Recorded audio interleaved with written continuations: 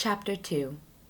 The Lord, on the second day, continues his favors in preparation for the incarnation of the Word in the Most Holy Mary. In the first part of this history, I mentioned that the most pure body of Mary was conceived and perfectly formed within the space of 7 days. The Most High wished to work this miracle in order that this most holy soul might not have to wait so long as the souls of ordinary mortals. He wished it to be created and infused before the usual time, as it also really happened, in order that this beginning of the reparation of the world might have some similarity to the beginning of its creation.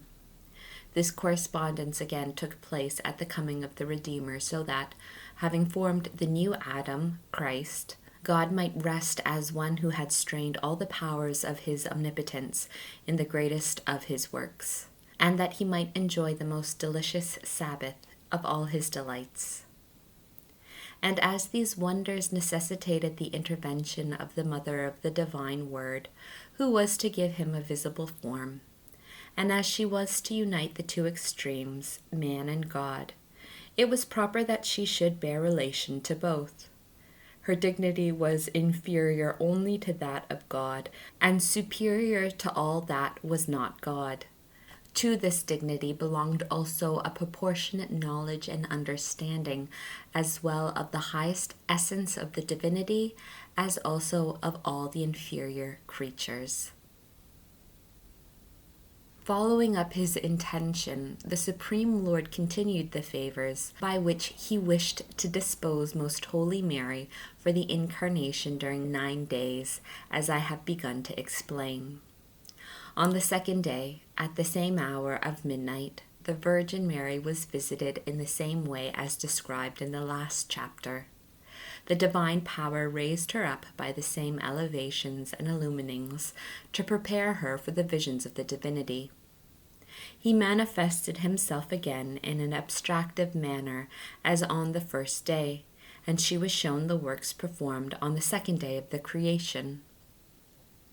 She learnt how and when God divided the waters, some above and others below, establishing the firmament, and above it the crystal, known also as the watery heaven. Her insight penetrated into the greatness, order, conditions, movements, and all the other qualities and conditions of the heavens. And in the most prudent Virgin, this knowledge did not lay idle, nor remain sterile, for immediately the most clear light of the divinity overflowed in her, and inflamed and emblazoned her with admiration, praise, and love of the goodness and power of God. Being transformed, as it were, with a godlike excellence, she produced heroic acts of all the virtues, entirely pleasing to his divine majesty. And as in the preceding first day, God had made her a participant of his wisdom, so on this second day he made her, in corresponding measure, a participant in the divine omnipotence, and gave her power over the influences of the heavens, of the planets and elements, commanding them all to obey her. Thus was this great queen raised to sovereignty over the sea, the earth, the elements, and the celestial orbs, with all the creatures which are contained therein. This sovereignty and supreme power belonged to the dignity of Most Holy Mary on account of the reason mentioned above, and besides for 2 other special ones.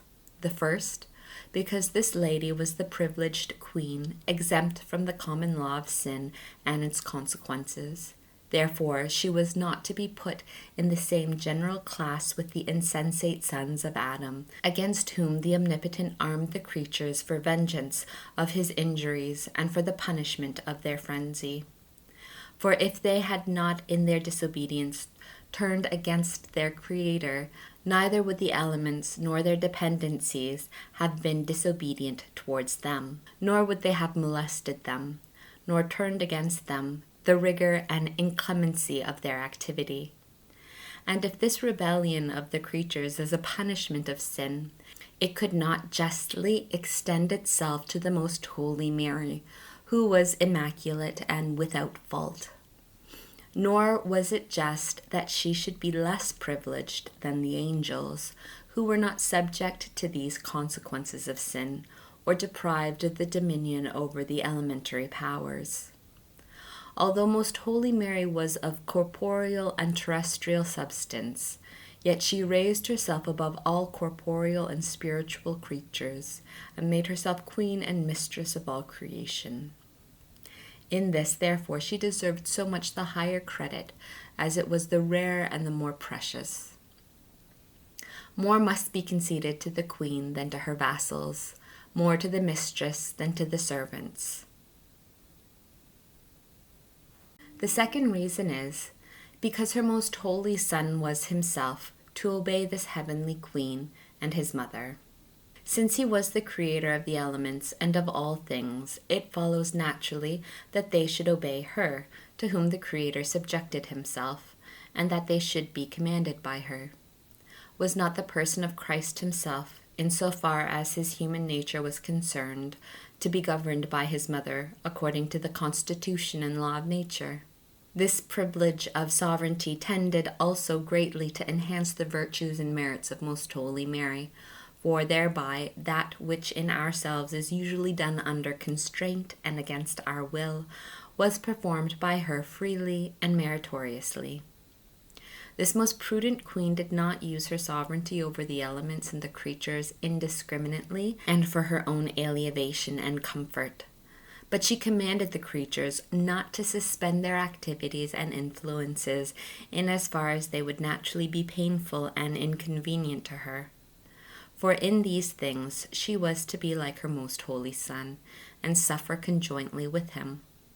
Her love and humility did not permit her to withhold and suspend the inclemencies of the creatures in her regard, since she knew how valuable suffering is, and how estimable in the eyes of the Lord. Only on some occasions, when she knew that it was not for her benefit, but necessary for her Son and Creator, the sweet mother restrained the force of the elements and their influences, as we shall see farther on during her journey to Egypt, and on other occasions, where she most prudently judged it proper that the creatures recognize their Creator and reverence him, or protect and serve him in some necessity. What mortal will not marvel at the knowledge of such a new miracle?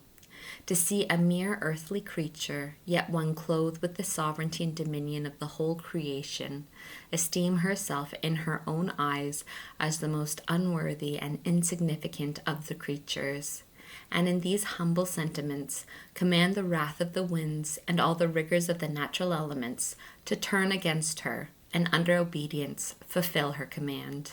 In obeying her, however, these elements, full of reverence and courtesy towards such a mistress, yielded to her wishes, not in vengeance of the wrongs of their Creator, as they do in regard to the rest of the children of Adam, but in order to respect her commands.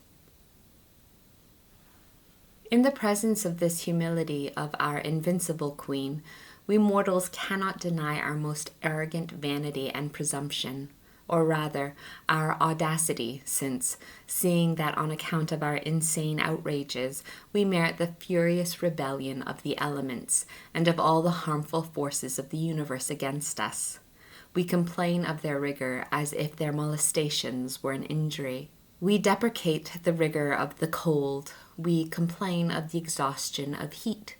All painful things we abhor, and we condemn with all energy these ministers of divine justice, and seek our own comforts and delights, as if they were to last forever, and as if it were not certain that we are only drawing therefrom a heavier punishment of our faults.